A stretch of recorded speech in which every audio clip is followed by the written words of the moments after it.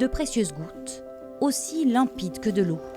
Comme un rituel, chaque matin, Jean-Luc vient au pied de ses bouleaux pour voir si la récolte de la nuit a été bonne. À partir du moment où ça goûte, ça va goûter tous les jours. Et on va passer le matin et le soir pour récupérer la sève de bouleau.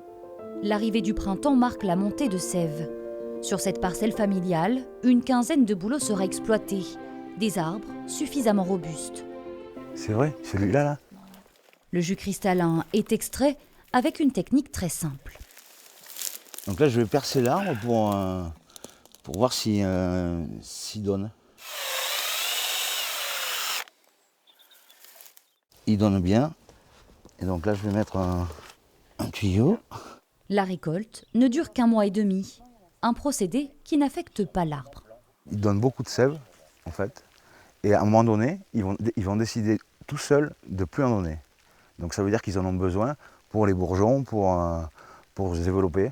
Et donc là, on arrête de prendre la sève. Sur cela, les trous sont alors rebouchés pour que le bouleau cicatrise. Ici, jusqu'à 4 litres de sève par arbre et par jour sont extraits avant d'être mis en bouteille. La sève de bouleau fraîche. Non traité, ni pasteurisé, cet élixir riche en minéraux présente des vertus drainantes et détoxifiantes.